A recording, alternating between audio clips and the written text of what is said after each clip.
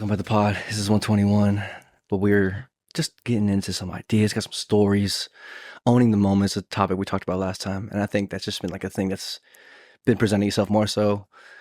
Maybe always been there, but I've been more aware of it. Just like the moment is a real thing, and people don't like volunteering or raising their hand or being like all the attention's on you. Like you have the moment, like we're all watching you, waiting to see what you're gonna do, what you're gonna say, how you're gonna act in this moment, and we're all like agreeing. We have a rough idea of what we want to have happen next, and like what's going to happen next, just based on regular passing of time. But we're trying to see what you got. Like when you're in the booth, it's different than when you're like freestyling in your car by yourself. Yeah, You're just like, especially in that setting. recording, like record me. Like that's like I have the moment right here, and we're all agreeing to it, and like we'll see what I do. Yeah, Hopefully, I bury a 3, dog. yeah, yeah. It's awesome. It's awesome. But yeah, so went to. I guess I was just saying all of that in reference to like David and the idea of David, the energy of David that I've been assigning and connecting more so after that thought revelation or thought kind of titillation in that direction was like David is the one, the idea, the energy, the character who handles the moment, handles the impossible moment and overcomes it. It's like, yo, that's what's up. That's far. That's it. And every moment is that to a degree. Every moment is like kind of unpredictable. From like second to second, you don't know what's going to happen. You don't know what text you're about to get, what phone call you're about to have, what thought you're about to have. So we don't know what's going to happen exactly in the moment. But assigning that to David, like and sometimes the moment is Goliath. And it's just like, whoa. Yeah, yeah. That's where it's critical to have that relationship with God, where like if you know you're in the right place at the right time, you can't fail. Speaking the truth, ripping it, being honest. Yeah. Well, Give me the moment. on a previous podcast, we talked about like sin will just make us like shy away from like just like holding God's hand more or less, or being like right next to him, being like into the relationship. Mm-hmm. It's like when you know you're in the relationship and you feel called to this place, it's like that's David slaying like Goliath to me. But I was also just thinking about how it's cool how you're like, this is my association with David and what it means to me in my story right now. Because I was thinking about like a lot of powerful. When my life is the best that it is, I'm aware that it's a season of life, but in the sense where it's like I've noticed in past seasons of life, you have certain motifs and themes and like things you think to get you through those things, you know? Yeah, like a consistent frames you put onto the moment to give it structure. Yeah. And like this is what's happening right here. Yeah. And sometimes I'll come up with like catchphrases or like pep Mantras. Mantras. There it is for like the current season. And then I'll look back and be like, yeah, and I like needed that back then because I was like watching that show and it made me think this thing and that made me feel like this character. And then like feeling like Matthew McConaughey in True Detective allowed me to like do that thing over there. It's like it's been a long time since I like associated that thing into my life and it was like something I was thinking all the time. But it led me to this thing over here. And it's that's super fascinating because yeah, you like people have a conceptualization of David, but when you're like what David means to me, because like when I was in art class, it's like you put so much flavor on that thing, man. Like that's gold, man. That's not me, dog. That's spoken like a true champion. It's there. It's just there for all of us. But yeah, no, it's the connections, the string theory idea of these things that are connected, and sometimes we're able to see these things and they have more meaning, or like just through the story of your interpretation of them. Like yeah, talking about my association with David, and now it's like this season of my life, and or just like this thought pattern that's been occurring lately, where it hasn't been occurring lately in other times of lately, whatever, you know what I'm saying, like the moment, the season that I was in. Yeah. And then, but yeah, it's to have that start or to see that now and then be like, this is even more impactful because I could put some more weight on it from back here. And I was like, I remember seeing that statue in our appreciation class and just literally feeling art, feeling like moved by a piece of art. Because we had looked through a whole bunch of different eras, years, artists, types of mediums, types of paintings, sculptures, whatever. But seeing that one, I was just like, yo, it hit different. It hit different. It's cool how you were in art history class and it's like you're looking at art, but then it's like you had that moment where art like transcended you, or you transcended through the art. It was a mirror, or not a mirror, sorry. I guess Woo! a mirror. A mirror ultimately, but we don't see it like that. It's a window. Yeah, You know yeah. what I'm saying? A window is, more in line with what I was saying, but a mirror is an awesome tangent. Yeah, no, I think it's both. Yeah, yeah. So It's having, you threw me, man. not being able to see it like that. Oh, because you're sitting in art class. Yeah. and then you That's what we're there to kind of learn about. right, because it's like a lot of art history for me was like you're learning a ton of facts, and it was mostly Who did memorization what? facts. Who did what? This person did this thing in this time. This person did this thing in this time. And then there's like some sort of historical context around like the social like dichotomy kind of interaction. Why that became what was inspired. What was happening in the culture at the time based on outside events or historical events, and then that leading to the general population feeling like something, like we're going through a depression or we're going through a time of unease or a time of prosperity or a time of war, whatever's going on. We have a setting to what's going on in the culture of society. And then from there, it's like some of those things influence the people who made the art at this time for this reason. It looks like this. It's like those are just like facts, but then there's all these other facts behind it that make it more art. You know what I'm saying? Yeah, dude. Oh, it's a window, but Jordan Peterson was talking about that. I think he mentions it in that type of analogy. Yeah. It's like true art. Well, it's like a window into the transcendent. And we can view it, and I was just like, oh, David. Really cool moment David. For you, you know? That's and then that kind of like and to bring that extra, it's like, yeah, man, this thing is crazy. This thing's what's up. But handling the moment, okay, and so also because you're gonna get a tattoo of it, and you're like, that art moves me, and tattoos are body art. So for sure, you know what I'm saying? For sure, dude. Art big time. What would I put on my body, which has limited space? I literally can only put so many things. It's like, what's worthy is almost always the question I find people forever. asking. It's the idea of like permanence. You know what I'm saying? This is on me, dog. You know what I'm saying? Unless I get it removed or get it. Even the removal process isn't. I'm sure we've gotten a lot better at that process over the last decade or so, but I've heard they're right there from a painless process. Like we're really close. Wow, okay. That's crazy. I heard it on a podcast recently. I don't know why. That kind of takes away from the idea of the tattoo with the like inherently undetachable permanence that's associated with that idea. But if we're able to be like, nah, it's like not permanent anymore. It's like, it's still dope. It's still body art for sure. It's still expression, creative expression, art. But then there's something about the permanence aspect of it too. It's like, what's worth having on my body forever? Yeah. I think that's also like divorce is way more common than it used to be. And that's like the same underlying thing. It's just like this thing used to mean forever. Yeah. But now we kind of go into it knowing we have the option to get out of it. And does that make you treat it different, I guess, is the moral question there. Or if shouldn't. Right. We should treat it as if we shouldn't give it. We should be able to give something the idea of forever. Yeah. Especially things that are intended to. Yeah. I think marriage is one of those things. Yeah, it's like you can't really conceptualize the rest of your life. You know, that's the thing that makes it. That's why I understand why the divorce rate is 50%. It's because like even forever now, something this person would commit to forever now, allegedly maybe you might find yourself down your story, and that person who you are then wouldn't have committed to forever for then.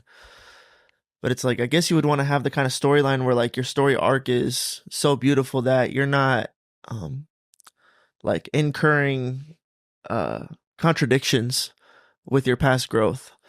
Hopefully your story is like, even if things are going terrible, then you bounce back and you're on the up, and then you just stay like on that trajectory, and you don't want to have to like go down and then come back up and then evaluate like the contradictions within your story arc.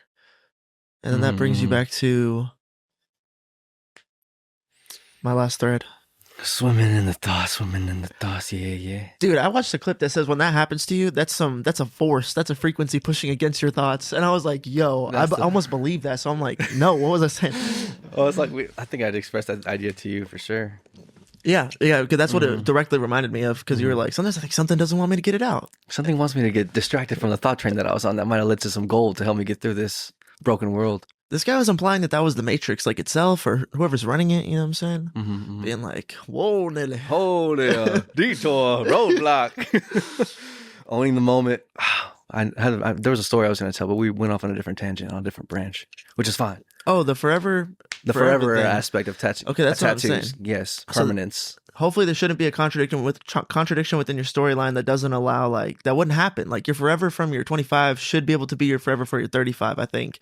If you're still the same person, like if you were being authentic you and you stayed authentic you. All you've ever had to do is be authentic and true. Right. It's when your unauthenticity, and then that's a contradiction you have to address, and that's difficult.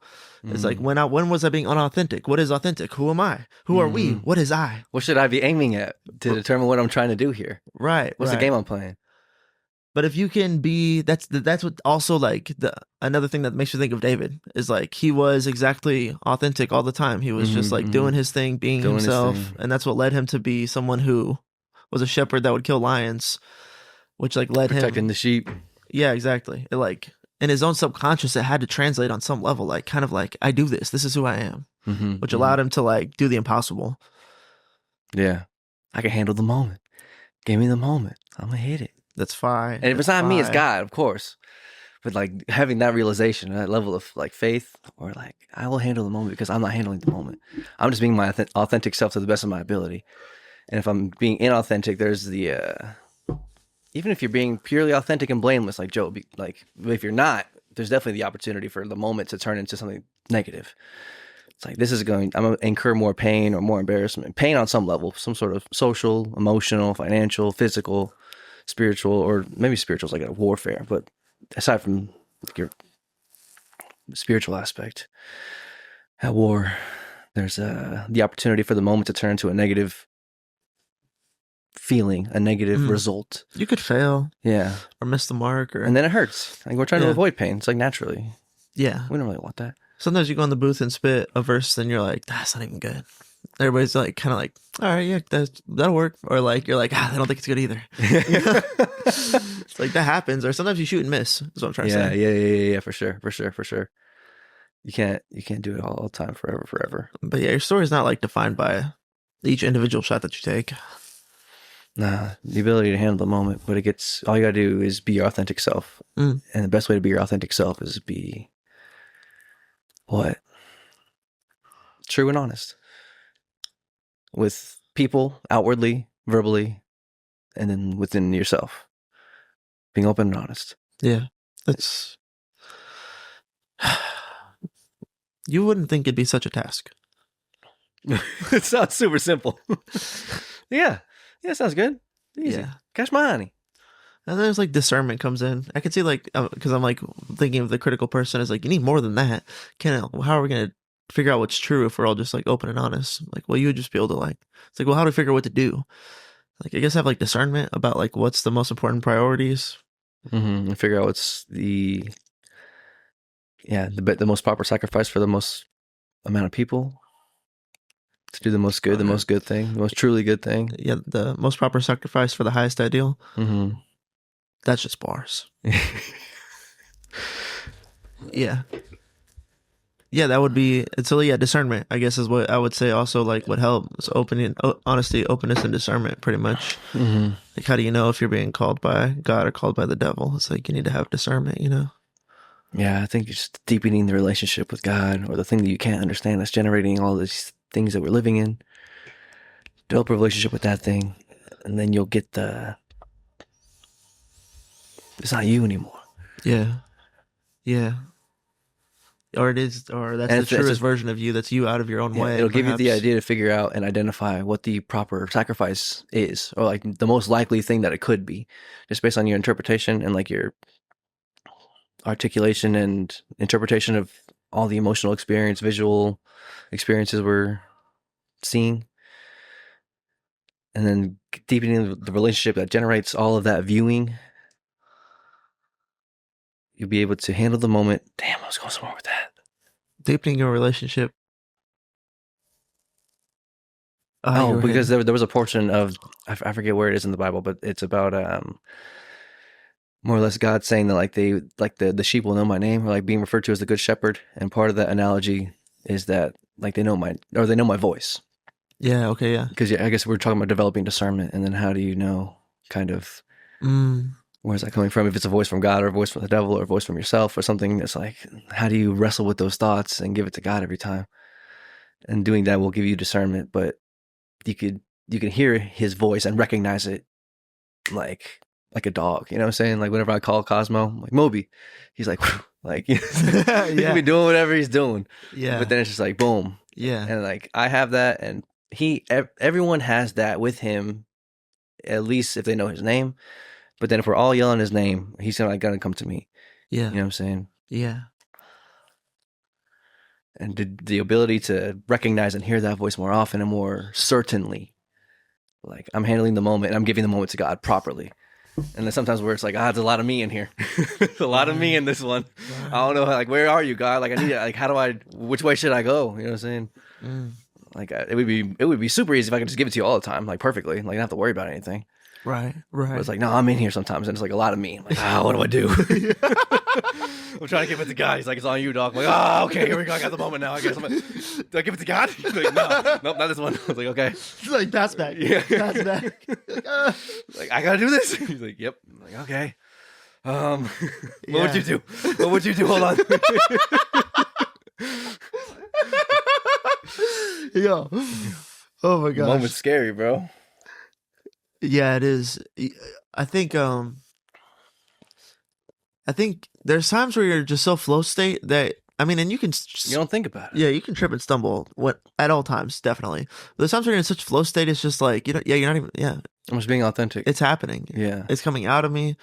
It's not difficult. Authentic and true expression of me.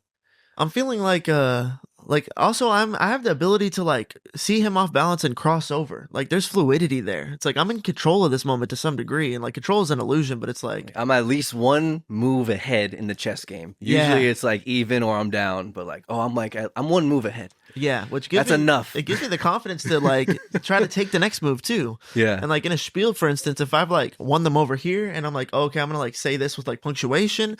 Okay, I'm gonna use the freaking, if I was on death row line, here we go, got him. And I'm like, okay, like I'm cooking right now, you know? Yeah, give me my scripts, my spiel. I'm hitting it. I know I'm hitting it. Yeah. It's a dance move. There's different punchlines in different places and different ways that I'll say things for different energies and ambiances. What I think, sometimes I'll be like, I can get away with this joke here. Or like, I'm going to say a dad joke here. Be like, I know it's a lot of information. I'm going to let that marinate. Steakhouse joke. And if I do it with the right timing and just keep going, I'll get like the later pop, like, oh, this guy's crazy. He's in the conversation and out of the conversation at the same time. Ad-libbed himself. He's in my head. Yeah, but yeah, there's other times where the moment is like overwhelming, or like I'm in like, I know what I'm supposed to say, but I'm overwhelmed and my voice is like, I'm gonna have to like clear my voice right here and like try to stabilize myself. You know what I'm saying? Because I'm getting overwhelmed on some level. You know, the spectrum is real. A resistance that makes it harder. You know, because it makes you stronger. Sometimes it's like we put too much importance on it. On some like things are important, but it's like we're dealing with the importance and the weight of it versus like just like actually performing the task. Yeah, it's like actually cleaning versus like the idea of sometimes like the weight that it takes. And it's like, oh my God, this is gonna be a whole thing. I'm gonna be here forever. And you're like, okay, no, I just did like 30 minutes of dishes and like the kitchen's completely clean now. We're good. And I enjoyed that time. Yeah, I put on a podcast. I was chilling. Oh my gosh, so good. Yeah. Yeah, there's like shortcuts where I'll like be playing with Demi and then I'll be like playing with her while I'm doing the dishes, you know? And ever since I started implementing that, I'm just like, oh, genius, kid. Like usually it was like get her to bedtime, do all my tasks. And now I'm able to like, doo, doo, doo, doo, doo. Then by the time she goes to bed, I'm like, oh, this plate's so much lighter. It's like, yes, this is sick. And now I'm going to bed a little earlier. It's like, oh, this is so conducive. That's like, I don't know, whatever we just said. Handling the moment. Sometimes you don't know what to do exactly. Yeah, you would give it to God, and then you have the mental weight of trying to do something versus the actual doing of the thing. I guess more attachment to the emotional perceived outcome of the event than the actual event itself, or the actual doing of the thing. Yeah. Facts. So yeah, sometimes it was just like, the dishes is one for sure. It's like sinks full of dirty dishes, and I keep being like, I'm gonna but now it's been 3 days, you know. Here we go. Yeah. And then you're doing it, and it's like, oh my gosh, that was such a good use of time. Life is better now because I did that, and I integrated it seamlessly on some level. It's like, wow, was I tripping? Yeah, I think the way that we do that, we have to.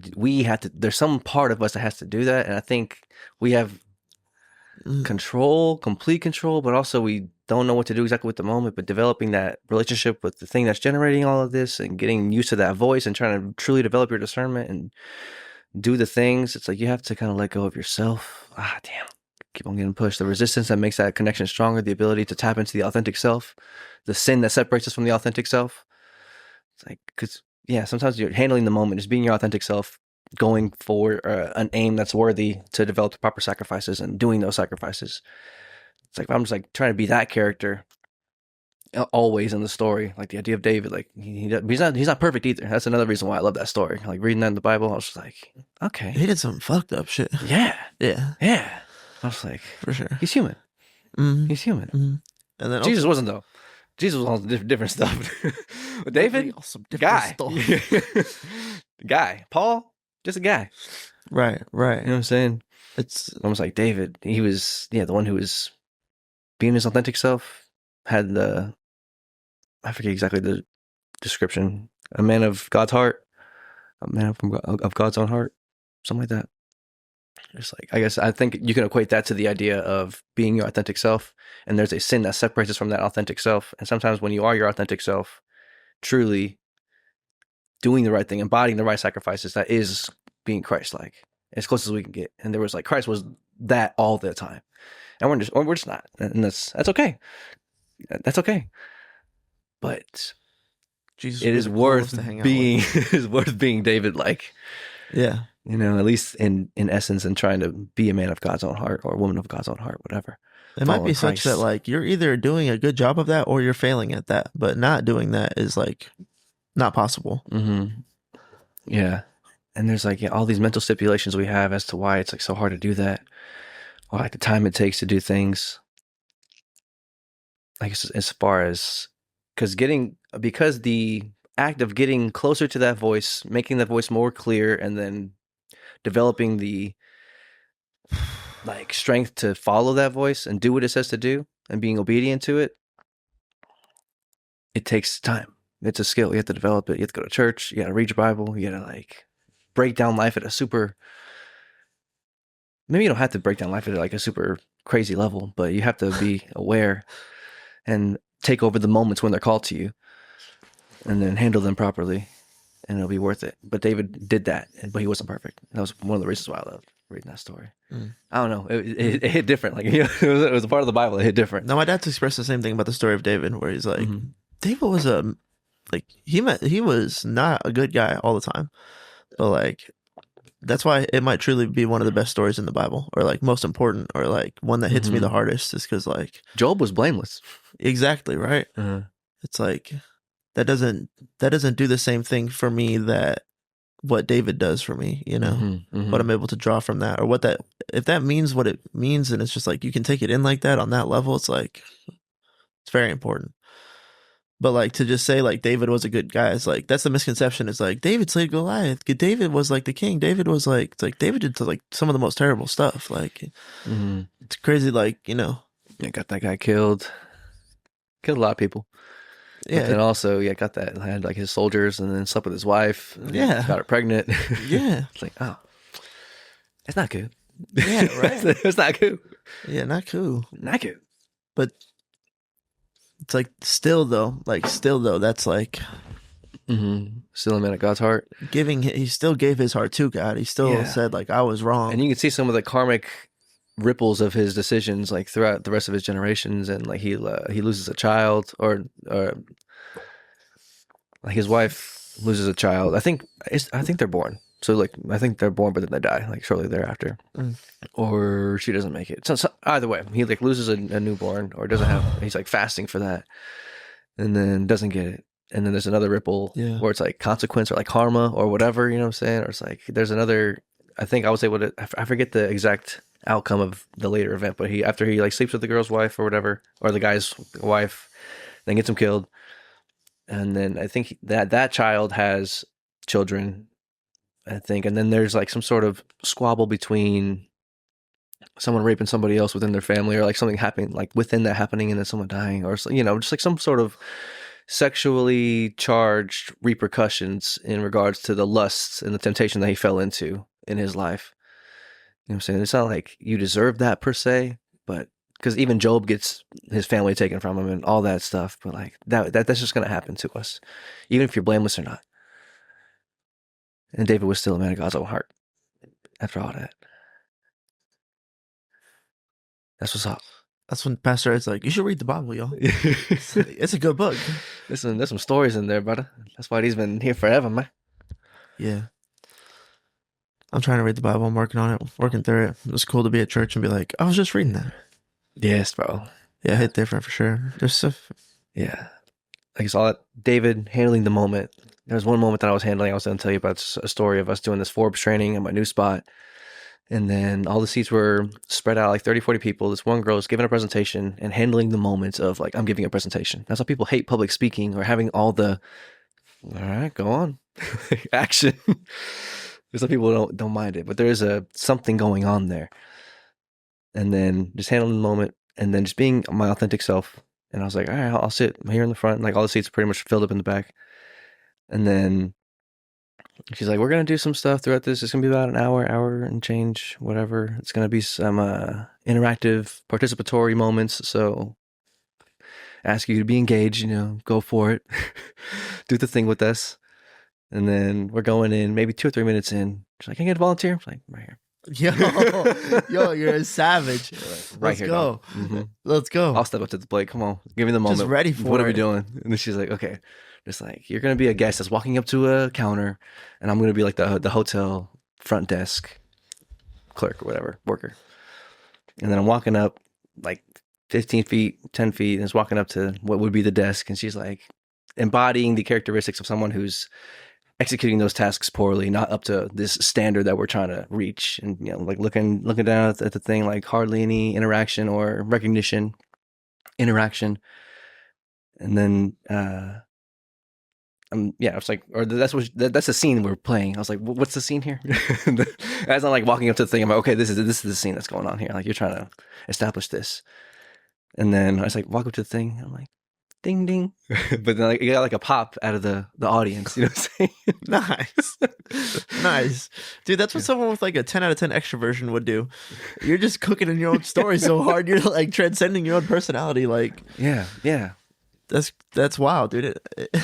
Let's go. The rest of the scene was good. Yeah, you're good at improv. That was it. Yeah, it was fine. Nice. It was chill. Yeah.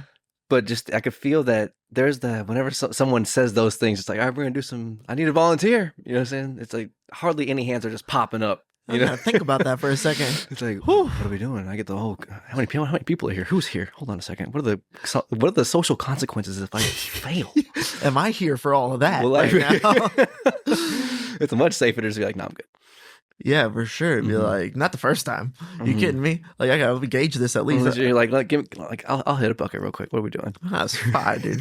That's fine. That's the David energy. That looks good on the film too. If you're just like one of the bosses, you're like, we like the Sullivan guy. Yeah. I was like, coach is watching. Why are you a dog? Yeah, that's what a starting shooting guard looks like.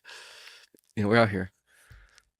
But that was so that was a moment that happened, and there was another part of this story that's even greater.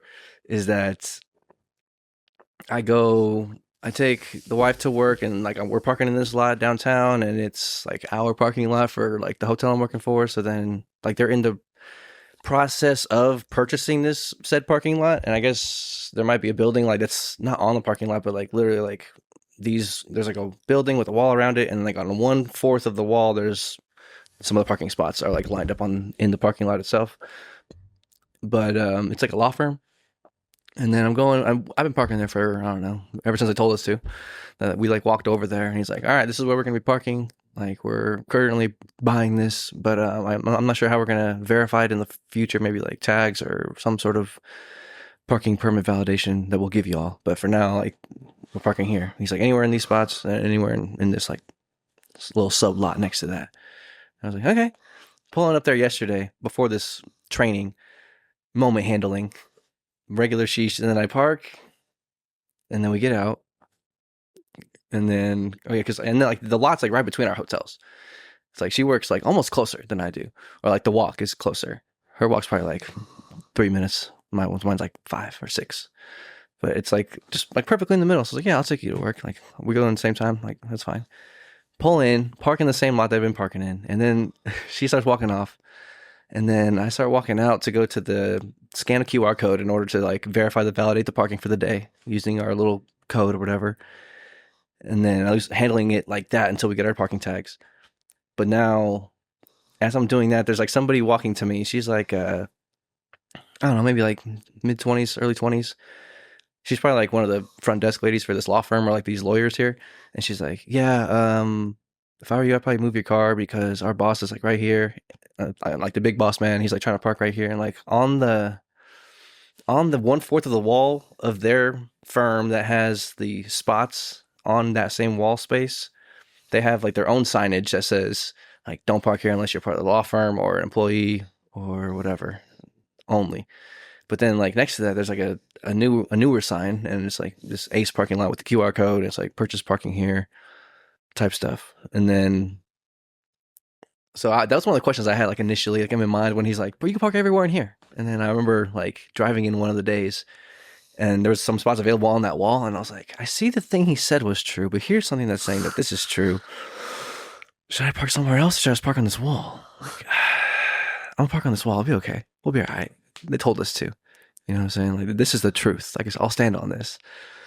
And it's been fine ever since. But then, yeah, I pulled up yesterday, and then she's like, don't do this. I was like, what? He's like, yeah, the big boss man is there, and he's trying to park, like, in these spots. And he's, like, talking to the parking attendant person who's, I guess, hired to make sure that the only people parking there are legit.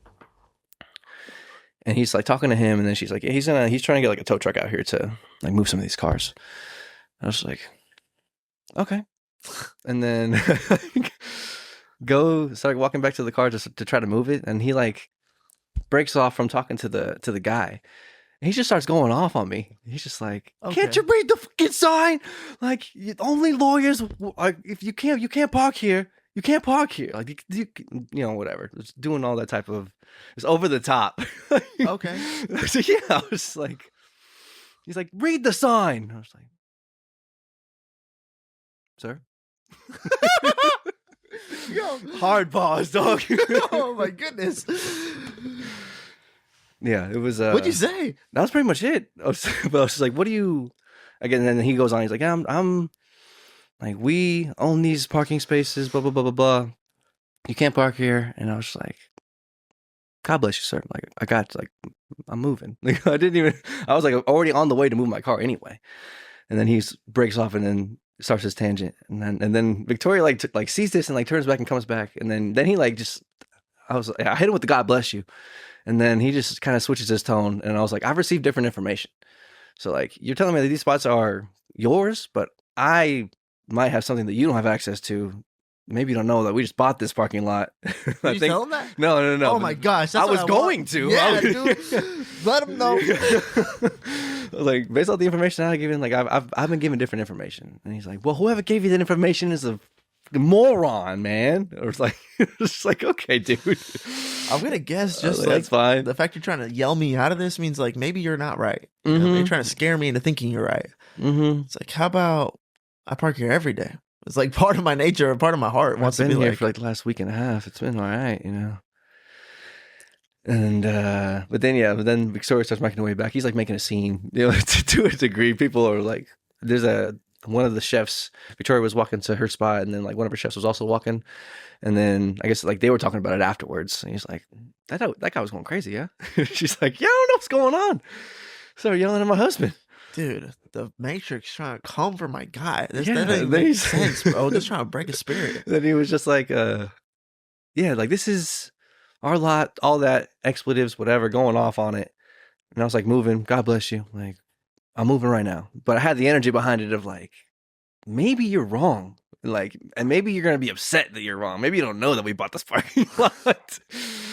You're talking to your partner in the firm later. It's like, you believe all these people? He's like, yeah, I've been meaning to tell you about something. Ooh. We're bankrupt. Woo. That's the type of reality that he's manifesting. To a degree, maybe. I don't know. I can't. I'll make the rules here. But you should act with grace just in case. Yeah, 100%. And the disalignment with like the emotional reaction to the moment. I was like, I'm literally moving, and like, you could be wrong. It's like straight up. I'm with you. But then he changed up his like energy, and he's just like, nope, it's not on you guys. It's not on you guys. Like you, it's like, I love you guys. He said that. But whoever's giving you this information is an idiot. Like, nice recovery, I guess. I was like, okay. I'll move my car. Like I'm still able to park in this lot. Like I know for sure. Like all of us have. Like we've all been doing this for a while. Maybe this particular 5 or 6 spaces is not included in our purchase of the spaces. Maybe I'm wrong, and we'll find out right now. But like, okay, I'll move my stuff. But so then I go to the training, and then I'm signing in. I sit down in the front, and then one of the guys who works there, he's actually the owner's son. I took care of him on Friday for like one of our mock services. Sam, super cool, chill dude. He's like probably our age, maybe a little bit younger, but he's coming in, signing into the event too. And then he's like, "Man, there's this guy just like I parked in the parking lot, and this guy just started cussing me. I was like, "Can't you read the fucking sign?" And I was like, "Oh, I saw that guy. I saw like I ran into that NPC. That's a wild random event, right? There's a random event going on down there." That's so There was funny. a question mark on the parking lot this morning, and I was like, "What's up? Okay, parking lot. Here we go. See what happens." Didn't even know it. That's so But funny. that was a moment of handling the moment. And then my wife commented, she's like, "I'm glad like you were able to like be chill and like keep it chill, because why don't be yelling at my husband like that." Yeah. That's easily world star. Another guy might just punch him in the face. Maybe he is a broke lawyer. He's like, I need someone to punch me in the face today. Camera's recording. Okay, here we go. Yeah. No, but I've just seen some stuff on X where it's like, yeah, people just get hit. People act wild in public sometimes. No, yeah, there are consequences, man. But that made me think about, like, there's two ways to think about it. I was like, one, like, maybe I was like, the devil's trying to break my guy down. Literally trying to, like, fuck with his frequency. Like, it made me feel like you're like, like, send something to slow him down. It's like, or maybe you, like, God was like, hey, he needs an adrenaline bump before he goes in today. If he has, like, 10% more adrenaline, he's going to cook.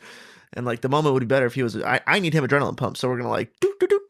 But it works on, like, such a grand level. You can't, I don't know. But anyways, then I was like, what if it's just, like, every moment is, like, the opportunity, like, it can hurt you downwards or you can use it forwards. It's like, if you successfully do the moment well, that, like, let's say, for instance, you have to public speak. And then let's say you public speak well, like, the fear of embarrassment gets, like, inversed into, like, oh shit, that was fine. It's like, not. I can hit some bucks sometimes. Jensen, what a speech! We didn't know how you had it in you. Like that. It might be more like that, where moments have the ability to, like, take you forward or take you down. But if you can, like, get on the loop of just like, oh, I'm about to skip a step, I'm about to be up a chest move. If I can, like, do. That's it's being the authentic self, having grace, getting the wisdom to do all that. But you're nasty too. It's like, how'd you get nasty? It's all God. But tangibly, I don't know. We got some silly Sybins. The silliest of the Sybins might have kickstarted something, bro. But I don't know if everybody has that ability or everyone has that experience off those types of, enhancements. It's like some people, black truffle butter ain't hitting the same for everybody. That's fine. But there's something out there going on here. At least you could take away the idea that there's something deeper, way more beyond your grasp, your hold, the world that you have in your hands and are architecting, and the structures you're putting on the moment, and the way you're identifying your seasons, and the way you're generating the thoughts that create the behaviors that create your life and your habits.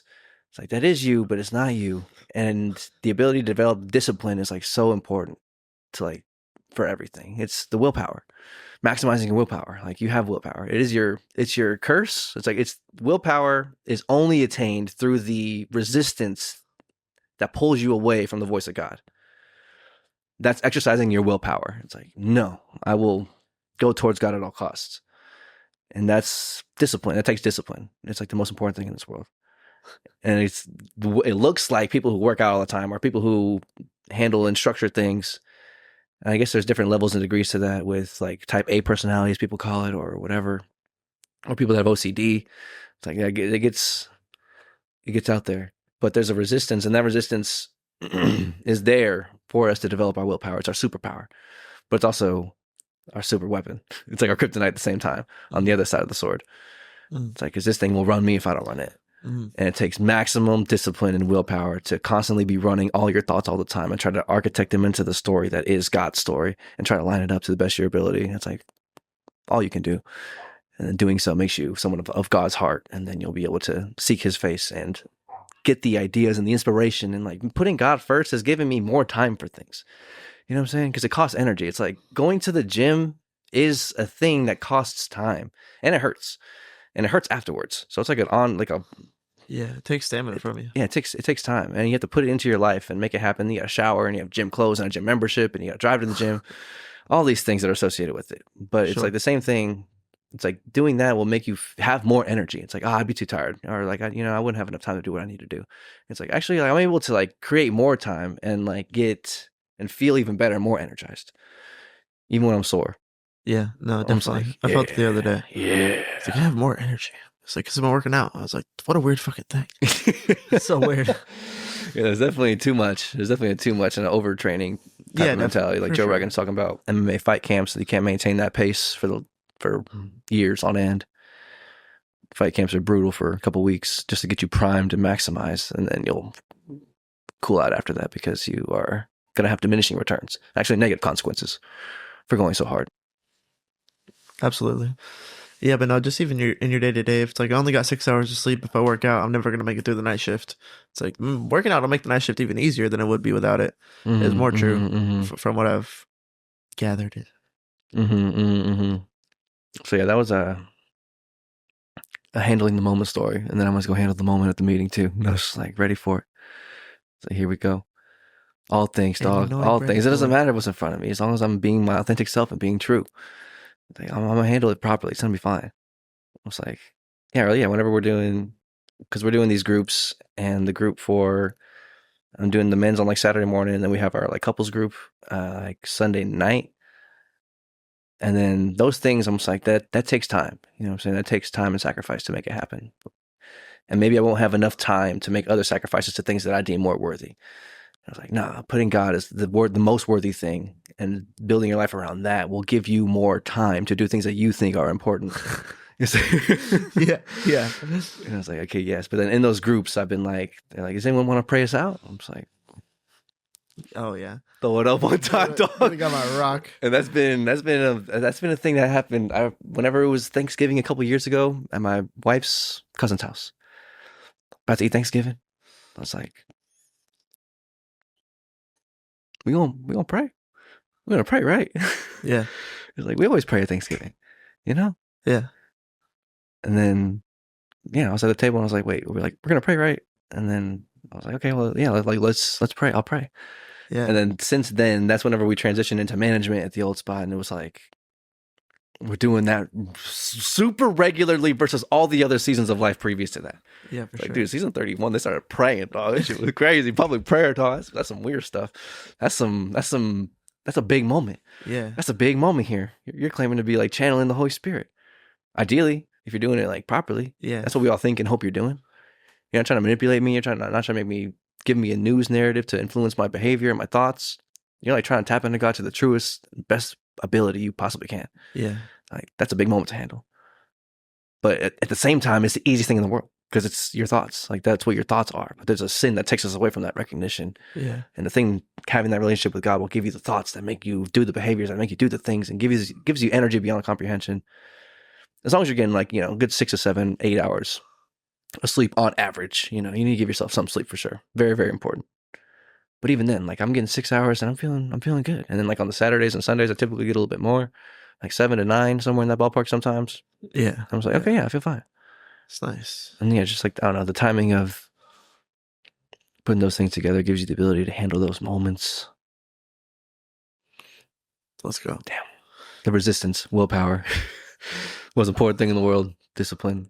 But then praying for the family at the Thanksgiving, and then now being able to hop on that grenade at any given moment is like super worth it. And it's super weird at first, or like challenging. It's like, here I go. I'm about to start praying. I'm about to start spinning some ball. I'm about to start freestyling right here, bro. For sure, it definitely is. It's crazy because that's part of our origin story as well. Yeah. I'm about to handle the moment with no preparation, like true chaos. Yeah. Here I go. Yeah. Yeah. It's cool. It's cool. Yeah, praying for people. You are trying to tap into, like, when you pray for yourself, like, there's no authenticity when you're like just praying to God. Like, you can't really say the wrong thing either, That's what I'm saying. Yeah, it's like the most like craziest thing, important, biggest moment to handle, but at the same time, it's the easiest one to handle. Just be your authentic self and be true. Yeah. Yeah. And admit that you don't know. And admit that I was gonna say, I need your help. Yeah. Like, I'm limited, bro. A lot of my Or you're like, no, I got this. I know what's up. I'm gonna make it happen. Hustle is the muscle. It's like eating Brussels sprouts. Yeah. You say that, like, that's what it takes for your willpower? There's like a an aspect of it that's not in your control, I guess, like ultimately. So it's like you need to have maybe that aggressive aspect of like I am the one who kills Goliath, but it's not me. There's like the but it's not me. Like that part is it's that part. Yeah. Yeah. Yeah. Because you need to. If you're praying to yourself, there is no inauthenticity. Because the truth of the matter is that you don't know everything that's going on.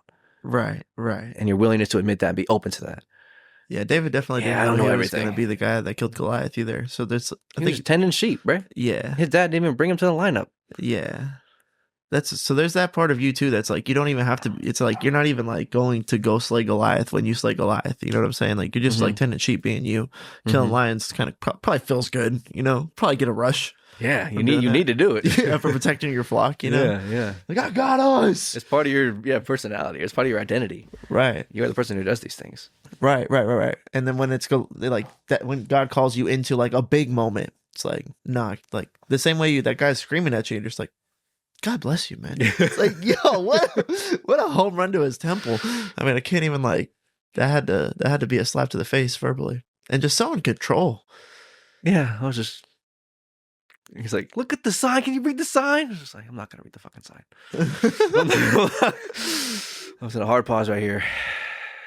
Okay, sir. Like, what are you talking about? Yeah. Yeah, I agree that I have truth and you have truth, and these are like directly conflicting right here, right now. And this is your response to this.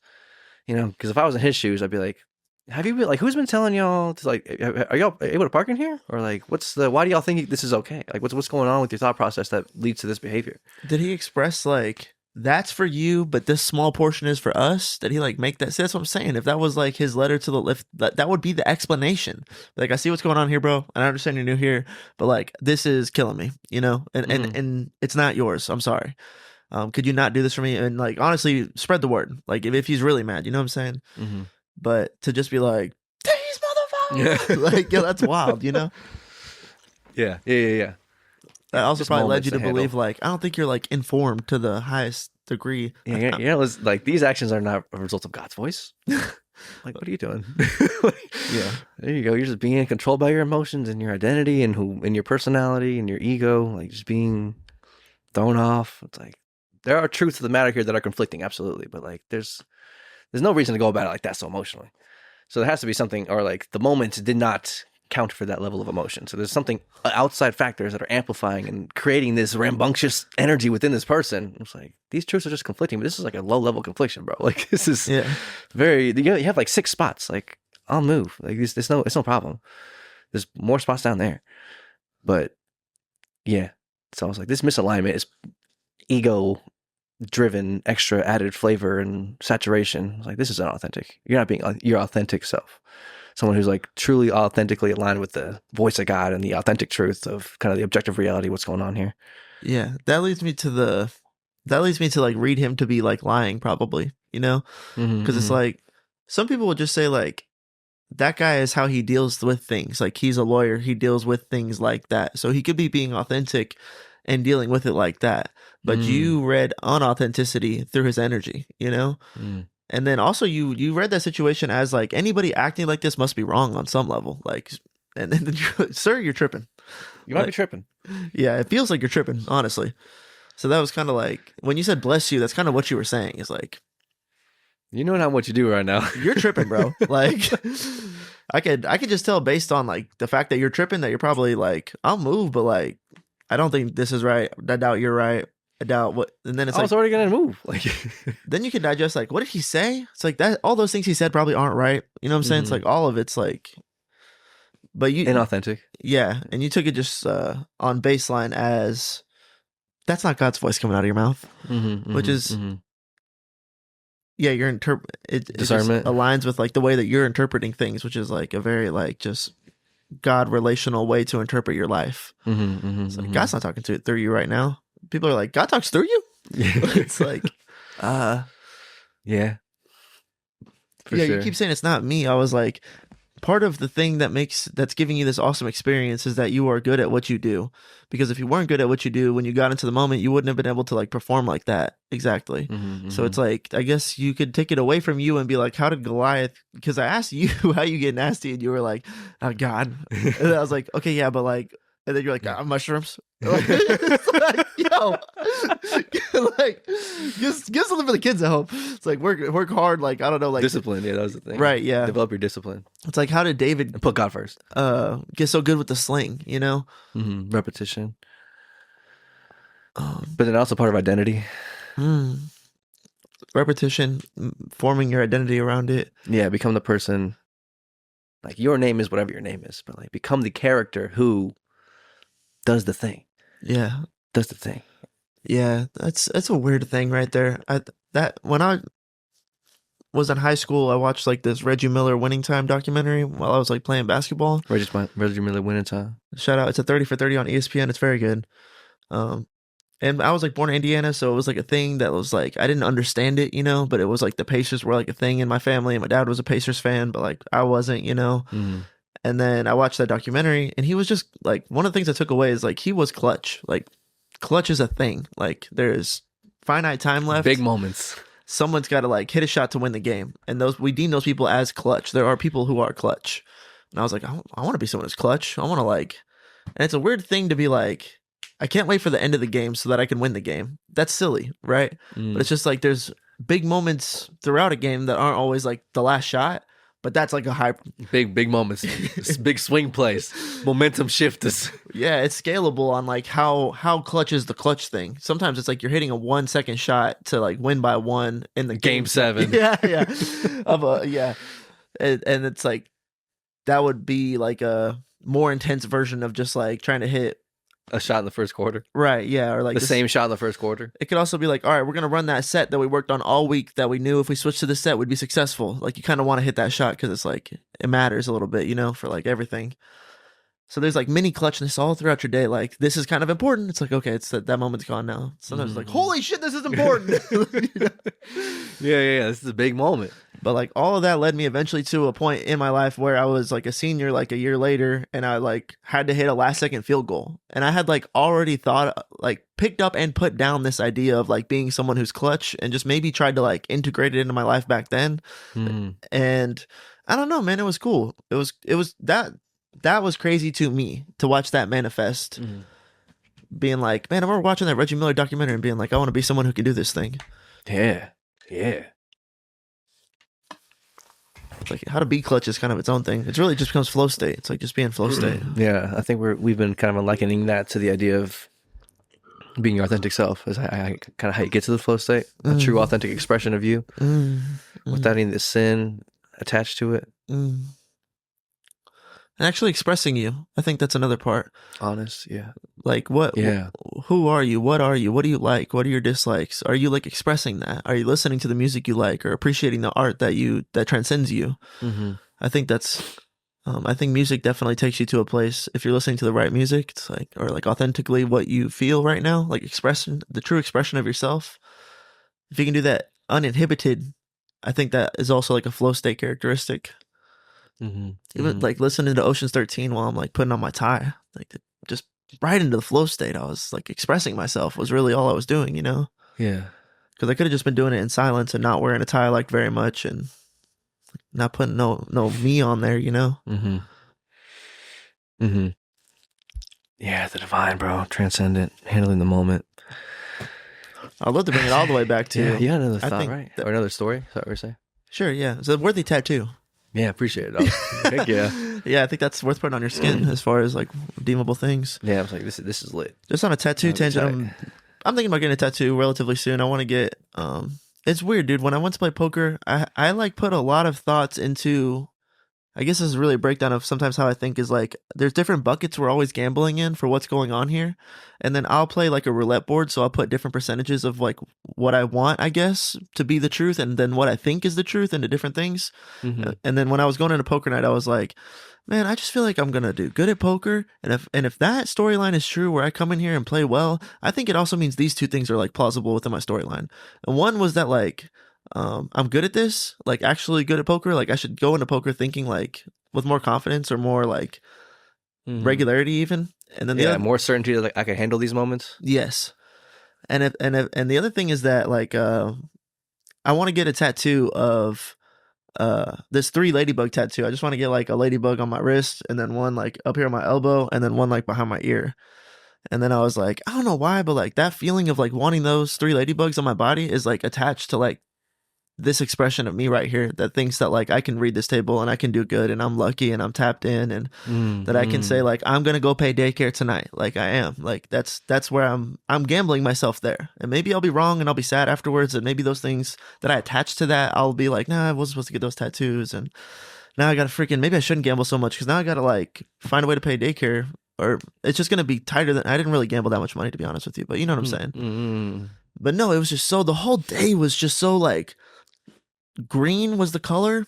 I like felt green when I woke up. I wore a green shirt to Seeing church. green. Yeah, dude, for real, all day long. Things kept coming up, Matthew, like literally at church. Yeah, yeah. You know what I'm saying? Like, Mhm. but that was like a thing too. Like things keep coming up, Matthew, today. Like, oh no, I feel green. I feel like a bucket. Feels good. Let's just go for it. And then and like I went to the gym and like I don't know, I just like put an outfit I really liked. I was like, this is a nice poker outfit right here. I like this. Then I'm gonna get a sandwich. And then there was a Starbucks in the Target, and I was just like, man, yeah, I can justify a matcha right now because it has the protein in it. That like that's kind of the thing I'm missing here is a protein shake. So I'll get the matcha, and then I was like, would you do me a favor and throw a shot of espresso in there, add 4 Splenda, and if you're feeling really nice, a couple puffs of pistachio. And I was like, damn, you're your mom. You're your fucking mom. I've seen this dribble move. I've seen this dribble move. But she was kind of like, are you sure you want to do that? And I was like, yeah. And it was gas. Ooh. Like one of the best drinks I had from Starbucks in a long time. And it was fucking green. You know what I'm saying? Kept coming up green, dude. And it just like put me, I think you can feel it with me right now, even just like goosebumps on my, get in the car. Last thought was like, okay, I'm like done smoking. I like this. My brain wants a cigar because I'm fasting from like everything. But like a cigar, like in this setting is like, it checks out. I could do that. And I was like, man, I can't get a cigar, but if there's a gas station and my window is dwindling for registration. So if I see something, I'll pick up a vape. I'm driving literally like I need to take a left at the light. Right before the light, there's a 24-hour vape shop. It's just like bloop, bloop, bloop. It took like 2 minutes, dude. Yeah. It's like, oh my gosh, everything, dude. And then It feels nice when you do that with getting gas. Yeah. You know It does feel great. Yeah. And it was just like, so the momentum, the flow, everything was just like boom, boom, boom. Went into poker and crushed. And it's like, I think about that too, is like, that's not really something you could just predictably crush at, but there are people who predictably crush at poker. It's like, what are they doing? You know what I'm saying? And that's like the ladybug tattoo idea, is like those people are doing something that gives them the ability to walk into those moments with relative certainty and like with relative probability do well. It's like, I'm not sure that's luck, I think is what you'd call it. He's lucky. He keeps coming in and doing well. I don't know. So that's, and then also like, yeah, it becomes weird luck whenever there's multiple of like a couple of different types of people who make it into the championship of the World Poker Tournament consistently. right. You know what I'm saying? It's like, oh well, if we all had the same odds, truly, it would all be a mix like all the time, and it'd all even out. Right. But it doesn't go like that. No, the odds of you making it back to the final table at the World Series of Poker is like improbable. Like that wouldn't fucking happen, dude, unless there was some unchecked factor, you know? Something immeasurable. Yeah, or Intangible. we can't measure it or haven't figured out how to, you know what I'm saying? No, yeah, 100%. Yeah. But and so that's kind of what I'm trying to put my finger on, because it's like when you see someone that's back like third time in 5 years, you're like, what the like me, I'm like, what the fuck? That's David. Yeah. Yeah, right, something along those lines. So like that feeling of like luck or whatever to call that. Here's how I've given you something tangible in my mind that I'm doing to try to do this.